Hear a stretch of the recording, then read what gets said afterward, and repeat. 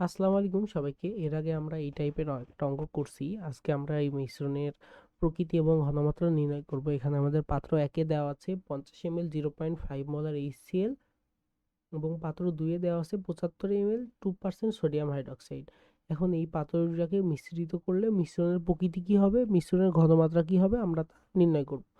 এখন পাত্র 1 এ আমাদের ডিরেক্ট ঘনমাত্রা দেওয়া থাকলেও পাত্র 2 এ আমাদের ঘনমাত্রা দেওয়া নেই। আমরা জানি পার্সেন্টেন্সের হিসাব করলে যে পার্সেন্ট এখানে 2% সোডিয়াম হাইড্রক্সাইড দেওয়া আছে। 2% মিন্স 100 ml সোডিয়াম হাইড্রক্সাইড দ্রবণে 100 ml সোডিয়াম হাইড্রক্সাইড আছে কত গ্রাম? 2 গ্রাম। কত গ্রাম? 2 গ্রাম সোডিয়াম হাইড্রক্সাইড আছে। 2 গ্রাম সোডিয়াম হাইড্রক্সাইড আছে। এইটা আমাদের ডাব্লিউ মান আর এইটা আমাদের ভি এর মান। এখানে আমরা S is equal to 1000 W by MV এই সূত্রে আমরা যদি বসাই তাহলে আমরা এখান থেকে এস এর মান বের করতে পারবো। এখানে খালি আমাদের এইটুকুই ট্রিকি ছিল। এখন আমরা পরে দেখি যে এই সিএল পাত্রে আমাদের ইয়ের পরিমাণটা কতটুকু হচ্ছে আসলে। এন অফ এইচসিএল আমরা এখানে বের করব 50 ইন্টু এখানে আমরা যে সূত্র আছে অ্যাজ ইউজুয়াল ওই সূত্র বের করেই এস ইন্টু ভি এই সূত্রে ব্যবহার করে আমরা বের করতে পারবো। এইখানে আমাদের এইচসিএল এর মোল সংখ্যা বের হয়েছে 0.025 মোল। এইচসিএল এর মোল সংখ্যা আমাদের 0.025 মোল। আবার এন অফ এইচ প্লাসও তাহলে আমাদের কি হবে যে 0.025 মোল। কিন্তু যদি এটা এইচসিএল না হয়ে যদি আমাদের কাছে H2SO4 হইতো, এখানে আমাদের হাইড্রোজেন পাওয়া যায় 2টা, তাহলে এন অফ এইচ প্লাসে এখানে আমাদের এটা 2 দিয়ে গুণ হতো, 2 দিয়ে গুণ হতো। কিন্তু এখানে যেহেতু এটা নাই, 2 দিয়ে গুণ হওয়ার কোনো প্রশ্ন ওঠে না। এখন একইভাবে সোডিয়াম হাইড্রক্সাইড পাত্রে এখন এখানে আমরা লিখছি 2% সোডিয়াম হাইড্রক্সাইড বলতে বোঝায় 100 ml সোডিয়াম হাইড্রক্সাইড দ্রবণে 2 গ্রাম সোডিয়াম হাইড্রক্সাইড দ্রবণ বিদ্যমান। এখন এই জায়গায় আমরা লিখছি S is equal to 1000 W by M V. এখানে এম 40, ভি 100, ডাব্লিউ 2, এটা বসাইলে আমরা পাই 0.5 মোলার। এখন একইভাবে এন অফ সোডিয়াম হাইড্রক্সাইড আমরা বের করছি ভি ইন্টু এস সূত্র দিয়ে 0.0375 মোল। যেহেতু সোডিয়াম হাইড্রক্সাইড থেকে একটাই ওইচ মাইনাস আয়ন পাওয়া যায়, সেহেতু এন অফ ওইচ মাইনাস সমান সমান এত মোল। এখন আমরা এখানে লিখতে পারি এন অফ ওইচ মাইনাস, এখানে আমরা বেশি দেখতে পাচ্ছি, যেহেতু বেশি হাইড্রক্সাইড আয়ন বেশি এইচ প্লাস আয়নের তুলনায়, সুতরাং মিশ্রণটি কি হবে?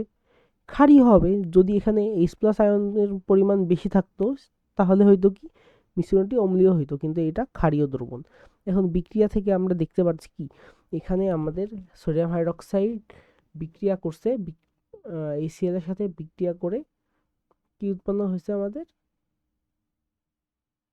সোডিয়াম ক্লোরাইড এবং সোডিয়াম ক্লোরাইড এবং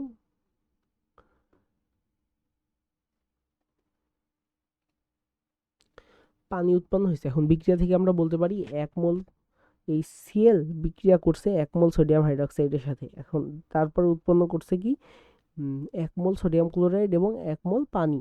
এখানে 0.025 মোল সোডিয়াম হাইড্রক্সাইড, যেহেতু এটা কম আছে, যেটা কম আছে আমাদের এই সিএল কম আছে, ওইটাকে আমরা ওইটাই বিক্রিয়া করবে। বিক্রিয়া করার পরে তো ওই বিক্রিয়াটা আর কন্টিনিউ হবে না। তাহলে 0.025 মোল এই সিএল বিক্রিয়া করে 0.025 মোল সোডিয়াম হাইড্রক্সাইডের সাথে, ফলে কি উৎপন্ন হয়? 0.025 মোল পানি উৎপন্ন হয়। এর সাথে 0.025 মোল সোডিয়াম ক্লোরাইড উৎপন্ন হয়। এখন মিশ্রণে ওইচ মাইনাস অবশিষ্ট থাকবে কতটুকু? যে 0.0375, এখান থেকে মাইনাস করে দিছি 0.025। এখন তাহলে থাকতেছে কত? 0.0125 মোল সোডিয়াম হাইড্রক্সাইড আমাদের কি থাকছে? অবশিষ্ট থাকছে। এখন এই অবশিষ্ট যেহেতু থাকছে এখানে, এখান থেকে আমরা চাইলে এর ঘনমাত্রা নির্ণয় করতে পারবো। ঘনমাত্রাটা কি হবে? V1S1 is equal two V2S2 সূত্রে S2 is equal two V1S1 by V2। এখানে আমাদের V1 কত?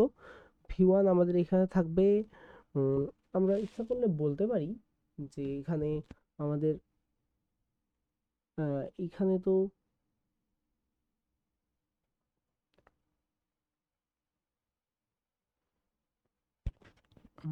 আবার একটু ভুল হয়ে গেছে এই জায়গায়, একটু মুছে দিই এখানে।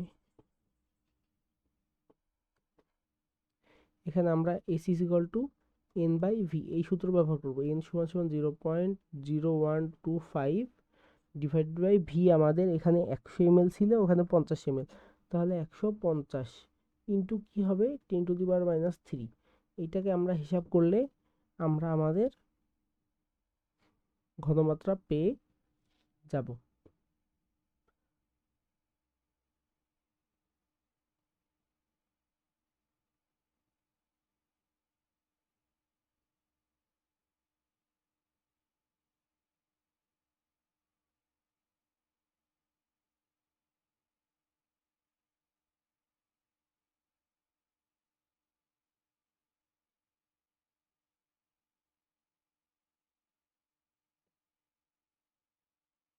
এর মান আমাদের আসে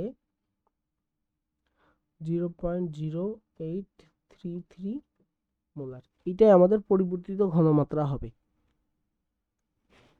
তো আজকের মতো এইটুকুই, দেখা হচ্ছে আগামী কোনো ক্লাসে।